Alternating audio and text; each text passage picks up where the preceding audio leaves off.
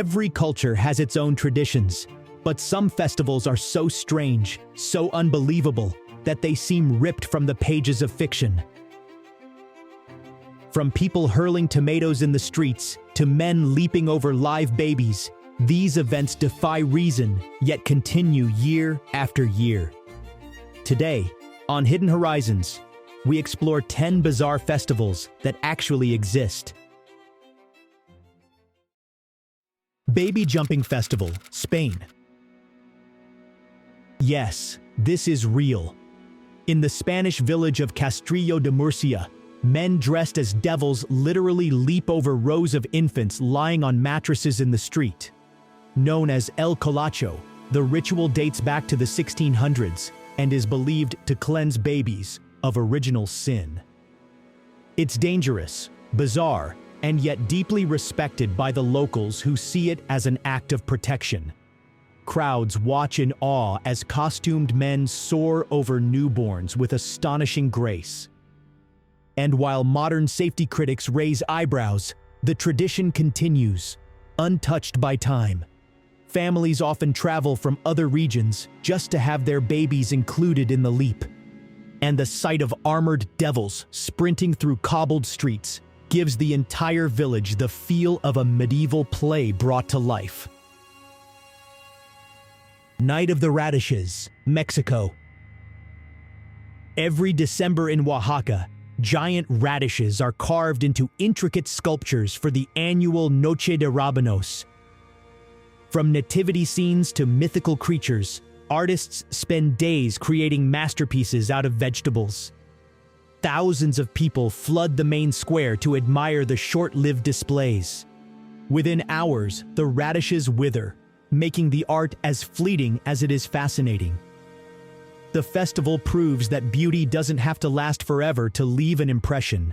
And for Oaxaca, it's a cherished blend of creativity, agriculture, and community celebration. Some artists even inject the radishes with chemicals to keep them fresh long enough for judging.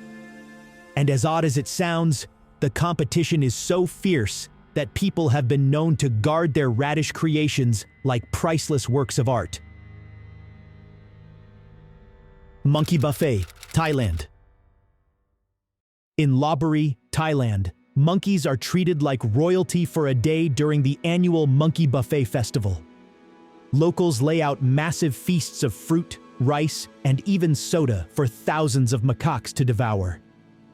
The sight of monkeys leaping across temple ruins and stealing entire cakes is both hilarious and chaotic. It's part tourism, part religious offering, as monkeys are seen as symbols of good luck in Thai culture.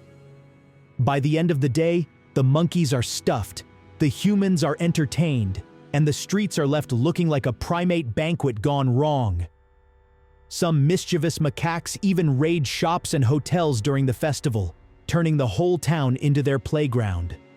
And despite the mess, the event brings in so much tourism that the locals wouldn't dream of ending it. Cooper's Hill Pancake Race, United Kingdom. In the town of Olney, England, women in aprons and headscarves race through the streets carrying frying pans with pancakes inside. The rules are simple. Run to the finish line while flipping your pancake at least 3 times. The quirky race has been held since the 15th century, combining sport with humor and tradition.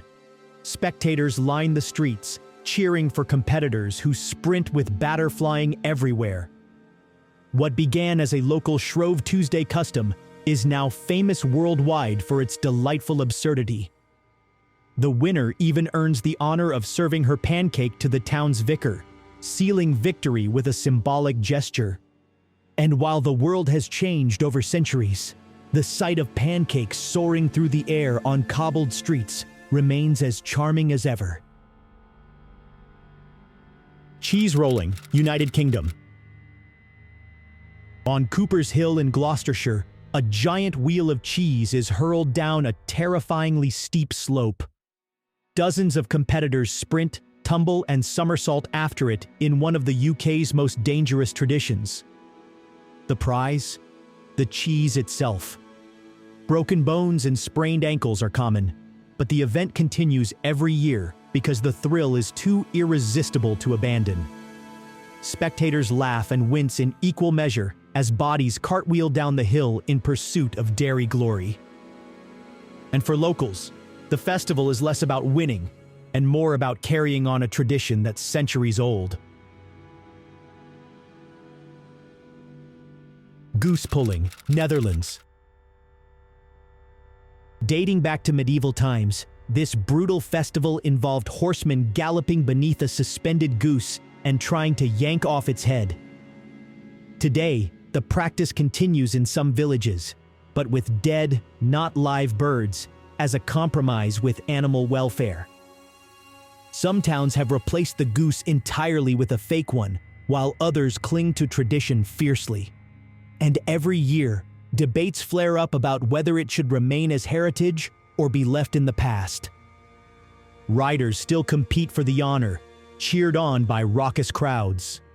The winner is crowned Goose King and celebrated for the year. To outsiders, it may seem grotesque, but for locals, it's a proud piece of living history. La Tomatina, Spain.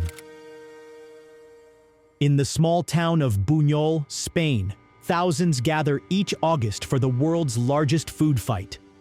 Trucks unload more than 100 metric tons of tomatoes, and the streets become a river of red pulp as locals and tourists alike pelt each other with fruit.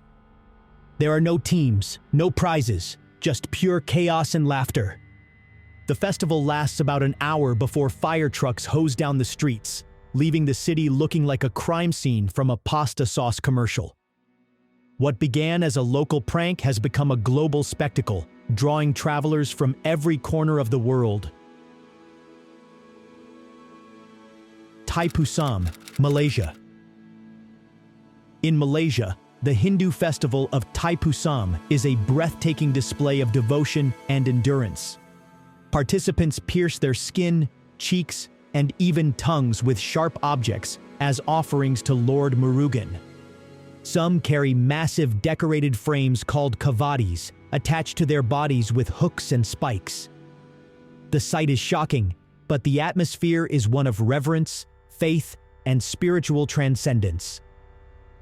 For devotees, the pain is a path to purification, and the festival draws pilgrims from across Asia. To witness Thaipusam is to see the limits of human endurance and the depths of belief.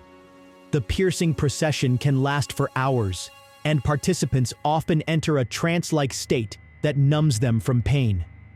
And despite the extreme rituals, the festival is celebrated as a time of joy, unity, and spiritual cleansing. Hadaka Matsuri, Japan. Each winter in Japan, thousands of nearly naked men wearing only loincloths gather at temples for the Hadaka Matsuri, or Naked Festival. Participants jostle and wrestle in freezing temperatures to touch sacred objects or receive blessings. The atmosphere is electric, filled with shouts, drums, and the clash of bodies. It's a test of endurance, purity, and luck, with the bravest men diving headfirst into the chaos. To outsiders, it looks wild, but for participants, it's a deeply spiritual ritual of renewal and strength. Some men even shave their heads and drink sacred sake before entering the frenzy, believing it will bring extra luck. And the winner who emerges clutching the sacred talisman is said to enjoy a year of extraordinary fortune. Air Guitar World Championship, Finland. In Oulu, Finland, every summer, the world's best non-musicians gather for the Air Guitar World Championship. Contestants storm the stage with invisible guitars, shredding solos to roaring crowds as if they were rock legends. Judged on charisma, technical skill, and sheer absurdity, the event transforms air strumming into an art form. The atmosphere is electric, pyrotechnics, wild costumes, and fans cheering as if it were a real rock concert. For locals, it's more than comedy. It's a symbol of world peace, since organizers say wars would end if everyone played air guitar. Some competitors spend months perfecting their moves, creating characters with stage names, wigs, and outlandish outfits. And while no actual instruments are played, the passion, sweat, and energy on stage rival any real music festival.